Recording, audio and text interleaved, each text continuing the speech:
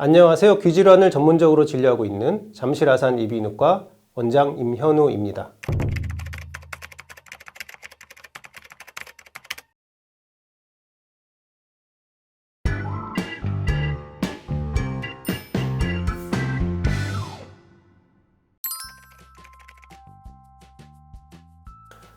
우리 몸에는 평형 기능이 있어서 앉아있을 때도 걸을 때도 몸이 기울어지거나 쓰러지지 않도록 몸의 균형을 잡아주고 있습니다. 이러한 평형 기능에 문제가 생기면 어지러움을 느끼게 됩니다. 우리는 평형을 유지하기 위해서 여러 감각으로부터 정보를 얻습니다. 눈으로부터의 시각, 발바닥에서부터 올라오는 온몸의 고유 감각, 귀 속의 전정기관에서 들어오는 전전 감각이 균형 유지의 중요한 감각들입니다. 이 감각들을 이용해서 다시 온몸의 근육을 움직이고 자세를 조절해서 균형을 잡습니다. 각각의 감각들 중에 문제가 발생하거나 감각들이 뇌에서 통합되는 데 문제가 생길 때 균형을 잡지 못하고 쓰러지거나 어지러움을 느끼게 됩니다. 어지러움을 느끼는 원인은 다양하지만 일상생활에서 느끼는 어지러움의 원인 중에서 전정기능의 이상이 가장 흔합니다. 그리고 전정기능 이상의 가장 흔한 원인은 이석증입니다. 이석증은 귀 안의 평형기관에 불순물이 생기는 것입니다. 귀 안에는 머리의 회전을 감지하는 고리처럼 생긴 반고리관이라는 기관이 있는데 살다 보면 이 반고리관 안에 불순물이 생길 수 있습니다. 이석이라고 불리는 이 불순물은 원래는 반고리관 밖에 존재하는 물질인데 이것이 기존 위치가 아닌 반고리관 안으로 이동하면 문제가 발생합니다. 머리가 움직일 때 반고리관 안에서 이석이 움직이게 되고 이때 발생되는 비정상적인 자극에 의해서 눈에 지나친 흔들림이 생기고 심한 어지러움을 느끼게 됩니다. 일상에서는 좀처럼 느낄 수 없는 세상이 빙빙 돌아가는 극심한 회전감을 느끼게 됩니다. 수초에서 수십 초 동안 주변이 돌고 난 후에 심한 울렁거림과 메스꺼움이 남게 됩니다. 진정이 되어도 몸을 움직이면서 이석이 다시 움직이면 이런 어지러움의 과정이 또 반복됩니다. 반복되는 어지러움 속에서 심한 공포와 불안감이 생기기도 합니다. 이석증이 생기면 어지럼과 함께 비정상적인 눈의 움직임이 발생합니다. 귀의 평형 기능은 머리의 움직임을 감지하여 눈을 적절하게 움직여주는 것입니다. 그렇기 때문에 평형 기능에 잘못된 신호가 생기면 정상적으로는 관찰할 수 없는 특징적인 눈의 움직임이 발생합니다. 어지러움이 있을 때 발생되는 안구의 흔들림의 양상을 확인하고 기록하기 위해서 비디오 안진 검사를 시행합니다. 고글을 쓰고 어둡게 하여 물체를 고정해서 볼 수 없게 한 상태에서 안구의 운동을 특수 카메라로 세밀하게 추적합니다. 여러 조건에서 분석된 안구의 움직임을 통해 이석증의 유무와 어지러움의 원인을 진단할 수 있습니다.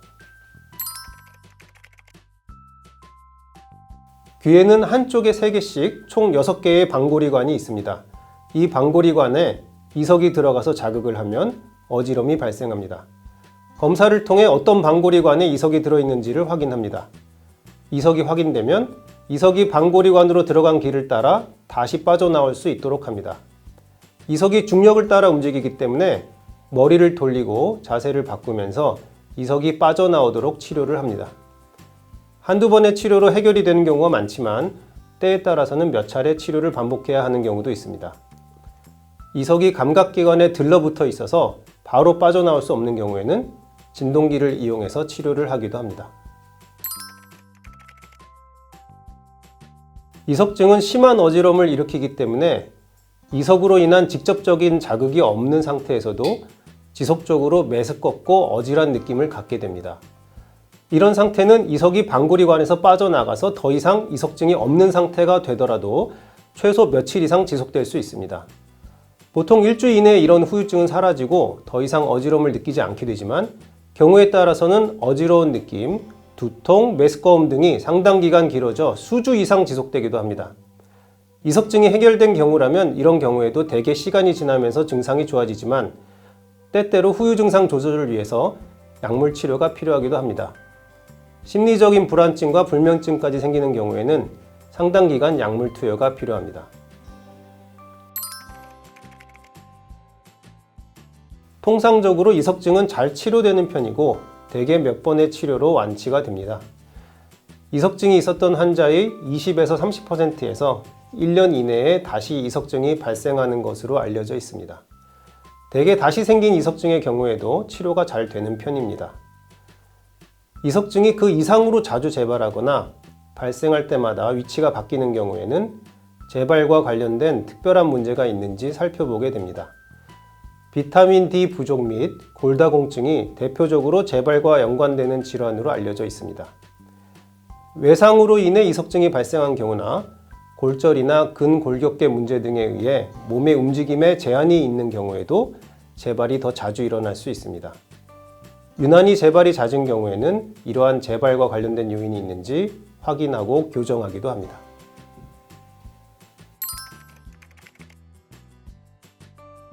이석증이 워낙 심한 어지러움을 일으키기 때문에 단 한 번의 이석증 경험으로도 재발에 대한 두려움이 생길 수 있습니다.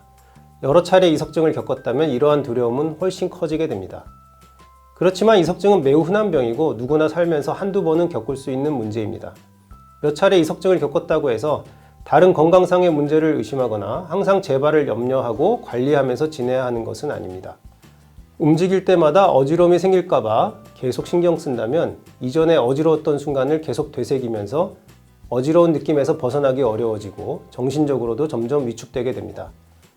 이 경우 불안증과 불면증과 같은 새로운 문제를 만들기 때문에 이석증이 해결된 것이 확인이 되었다면 가급적 평소와 같은 생활을 하도록 해야 합니다. 이석증이 생긴 경우에 환자 스스로 치료를 할 수 있는 방법에는 이석증 자가치료와 습관화 운동이 있습니다. 이석증 자가치료는 방골이관에 생긴 이석증이 빠져나올 수 있도록 스스로 자세를 바꾸고 머리를 돌려가며 치료를 시도하는 것입니다. 유행이 이석이 빠져나오는 경우도 있지만 반대 방향으로 이석이 움직여서 오히려 안쪽으로 더 들어가거나 감각기관에 붙어버려서 치료가 더 어려운 경우로 바뀌기도 합니다. 당일 또는 다음날 병원 방문이 가능한 경우라면 자가치료보다는 병원에서 정확한 진단하에 치료를 받으시는 것이 좋습니다. 습관화 운동은 이석이 감각기관에 붙어 바로 빠져나올 수 없는 경우에 주로 권유되는 운동입니다. 붙어있는 이석이 반복적인 몸의 움직임 중에 떨어져 나오거나 이석으로 인한 어지러움이 반복 자국으로 인해 무뎌지기를 기대하면서 시행하는 치료법입니다. 이 경우에도 저절로 치료되는 것보다는 어지러움으로 인한 메스꺼움과 두통이 오히려 심해지는 경우도 많아서 최근에는 별로 권장되지 않는 치료법입니다. 이석증으로 인해 극심한 어지러움을 느끼게 되면 자세 변경으로 인해 이석이 움직여서 다시 자극되지 않도록 하는 것이 가장 중요합니다. 아침 이른 시간이나 낮 시간에 어지러움이 발생된다면 어지러움이 유발되는 특정 자세를 피하고 가급적 눕거나 숙이지 말고 앉은 자세를 유지하는 것이 좋습니다. 메스꺼움이 진정되면 병원에 최대한 빨리 내원하는 것이 좋습니다.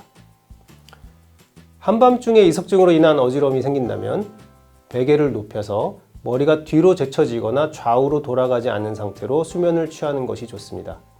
다음날이 되면 병원에서 이석증 유무를 확인해서 치료를 받으시면 됩니다. 예전에 어지러움이 있어 받아둔 어지러움 약이 있다면 급한 대로 복용해서 어지러움과 메스꺼움을 진정시키는 것이 좋습니다.